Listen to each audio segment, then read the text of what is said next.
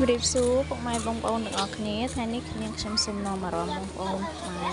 ទាំងអស់គ្នាមកមើលទេសភាពសាលាមួយកន្លែងនៅក្នុងស្រុកដបែរបស់យើងចាគឺសាលាបឋមសិក្សាជ័យសិក្សាដែលមានទីតាំងនៅភូមិជ័យសិក្សាឃុំត្រពាំងស្ព្រីងស្រុកដបែខេត្តត្បូងឃ្មុំចាទេសភាពដោយបងប្អូនបានឃើញចឹងចាស្រស់បំប្រងតែម្ដងមានក្មេងៗគាត់កំពុងតែលេងចាឡើងសប្បាយរីករាយនៅមុខសាលាហើយនឹងខ្ញុំថតនេះគឺថតទេសភាពជុំវិញនឹងហើយក៏បានថតជាប់វត្តដែរនៅសាលាយើងនៅទល់មុខវត្តគឺនៅក្នុងបរិវេណវត្តតែម្ដងចាដូចបងប្អូនបានឃើញចឹងបងប្អូនមើលតាមនឹងទៅចានឹងទេសភាព